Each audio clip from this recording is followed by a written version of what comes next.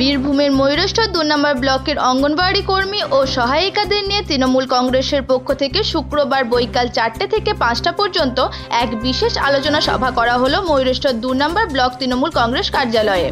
এই সভায় উপস্থিত ছিলেন ময়ূরেশ্বর ২ নম্বর ব্লক তৃণমূল সভাপতি প্রমোদ রায়, জেলা পরিষদের মেম্বার অরুণ চ্যাটার্জি ও ময়ূরেশ্বর ২ নম্বর ব্লকের প্রায় ১৮০টি অঙ্গনওয়াড়ি কর্মী ও সহায়িকাবৃন্দ।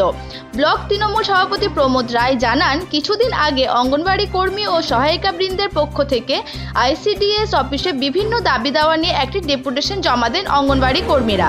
আর তাদের সমস্ত রকম অভাব অভিযোগ খতিয়ে দেখতে এবং তাদের একটি ইউনিয়নের ছত্রছায়ায় আনতে এই বিশেষ আলোচনা সভার আয়োজন করা হয়। আমাদের সবার মূল উদ্দেশ্য, কয়েকদিন আগে দেখলাম সিডিপিওকে একটা ডেপুটেশন দেওয়া, সেই ডেপুটেশনে একটা ব্যানার, সেই ব্যানারটা হচ্ছে পশ্চিমবঙ্গ অঙ্গনওয়াড়ি কর্মী ও সহায়িকা কল্যাণ সমিতি। কিছু ব্যক্তি ভুল পথে অঙ্গনওয়াড়ি কর্মীদের পরিচালিত করার জন্য একটা আলাদা সংগঠন, প্যারালাল সংগঠন তৈরি করার চেষ্টা করছিল। এমন অবস্থায় বেশ কিছু অঙ্গনওয়াড়ি কর্মী আমাদেরকে আবেদন জানায় যে এরকম চলছে, তো আমরা মমতা বন্দ্যোপাধ্যায়ের আদর্শে অনুপ্রাণিত, আমরা আপনাদের সঙ্গে তৃণমূল কংগ্রেসের ইউনিয়ন করতে চাই, আপনাদের সঙ্গে আবার বসতে চাই।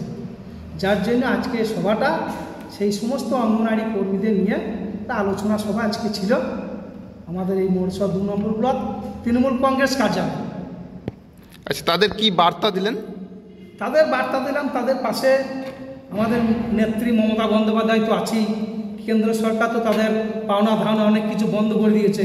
আমাদের নেত্রী মমতা বন্দ্যোপাধ্যায় মাটি মানুষের সরকারই তো তাদেরকে ধরে রেখেছে, এবং আরও যে সকল পরিষেবা প্রয়োজন আছে তারা এখনও বঞ্চিত আছে, পায় নাই, সেগুলো আমরা আমাদের মন্ত্রী এবং আমাদের জেলা সভাপতি অনুব্রত মণ্ডলের সঙ্গে আলোচনা করে এদেরকে একটা কমিটি করে তাদেরকে নিয়ে গিয়ে তাদের কথা তাদেরকে জানিয়ে মমতা বন্দ্যোপাধ্যায়ের কাছে এই বার্তাটা পৌঁছে দেব। দৈনিক ডিজিটাল নিউজের সকল দর্শকদের জানাই স্বাগতম।